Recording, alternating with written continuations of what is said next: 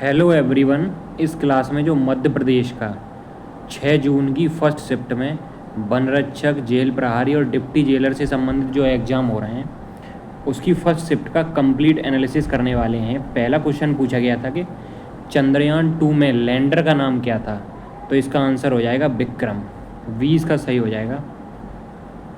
विक्रम जो था चंद्रयान 2 का लैंडर था, वहीं प्रज्ञान चंद्रयान 2 का रोवर था। चंद्रमा की सतह पर उतरते समय विक्रम से संपर्क टूट गया था।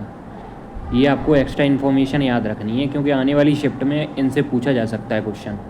नेक्स्ट क्वेश्चन पूछा गया था कि भारत की स्थलीय सीमा सबसे ज़्यादा किस देश से लगती है, तो बांग्लादेश से लगती है। 20 का सही हो जाएगा। भारत की सबसे लंबी स्थलीय सीमा बांग्लादेश के साथ 4096 किलोमीटर लंबी है।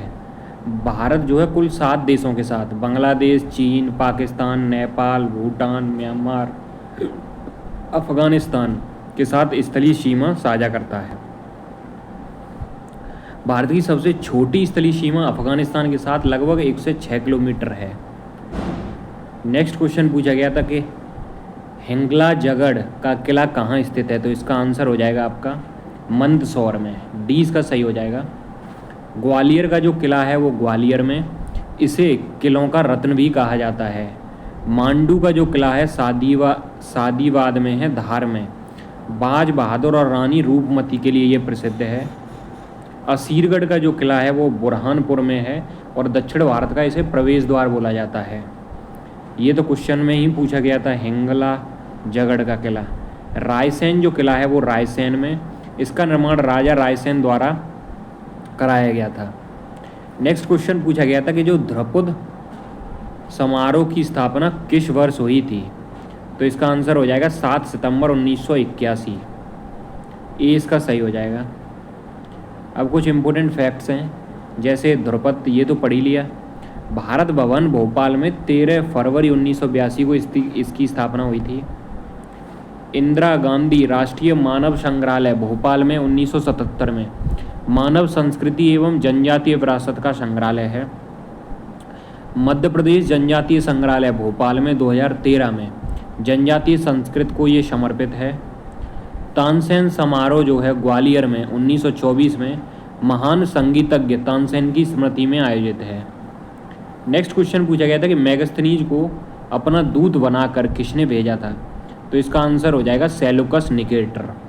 अब कुछ इंपोर्टेंट ट्रैवलर के बारे में पढ़ लेते हैं। मैगस्थनीज जो था यूनानी था, चंद्रगुप्त मौर्य के दरबार में आया था और पुस्तक इसकी इंडिका थी। फायान चीन से आया था और ये चंद्रगुप्त द्वितीय जिसे विक्रमादित्य बोला जाता है के समय आया था और बौद्ध धर्म का अध्ययन किया था इसने। वेनसंग चीन से आया था और हर्षवर्धन के समय भारत आया था। नालंदा विश्वविद्यालय में इसने अध्ययन किया था। अलबरूनी के बारे में बात करें तो ईरान या फारस से आया था और महमूद गजनवी के साथ भारत आया था। पुस्तक इसकी तहकीक-ए-हिंद।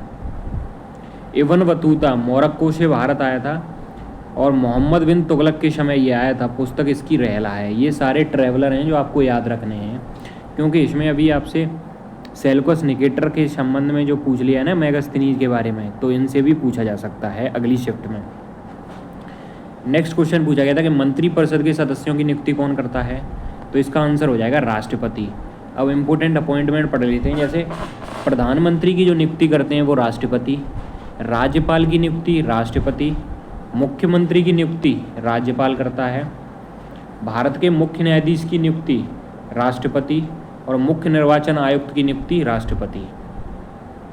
नेक्स्ट क्वेश्चन पूछा गया था कि भारत देश का राष्ट्रीय प्रतीक कहाँ से लाया गया था, तो इसका आंसर हो जाएगा सारनाथ। 20 का सही हो जाएगा। राष्ट्रीय प्रतीक जो था वो सारनाथ का अशोक स्तंभ है। राष्ट्रीय ध्वज तिरंगा है। राष्ट्रीय गान जनगण मन है और राष्ट्रीय गीत वंदे मातरम।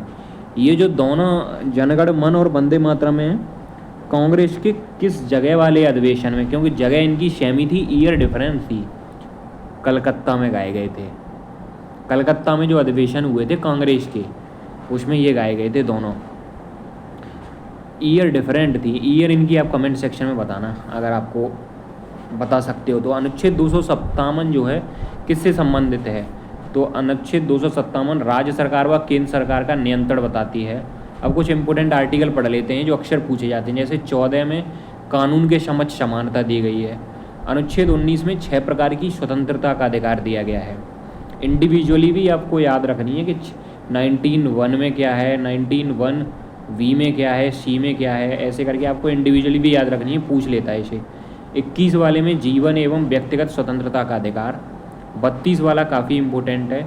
अगर आपके जो फंडामेंटल राइट्स होते हैं या मौलिक अधिकार होते हैं, जब इनका हनन होता है तो आप सुप्रीम कोर्ट जा सकते हो 32 के तहत।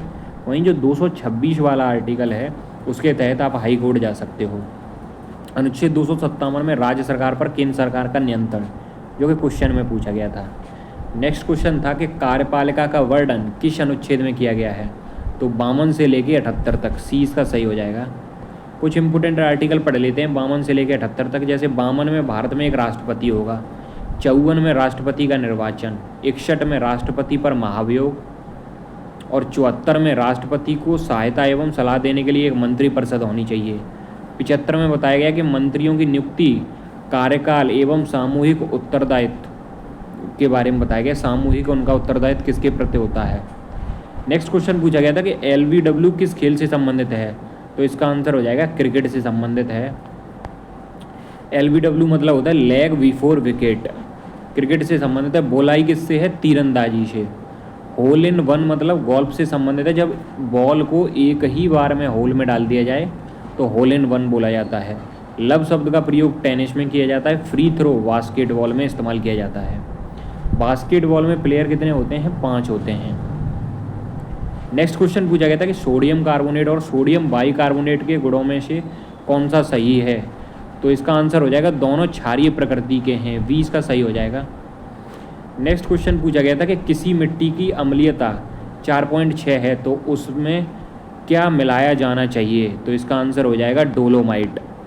अब मिट्टी के बारे में क्वेश्चन पूछा गया था तो कुछ इंपोर्टेंट मिट्टियाँ पढ़ लेते हैं। जैसे जलोढ़ मिट्टी जो होती है वो भारत में सबसे अधिक पाई जाने वाली मिट्टी होती है।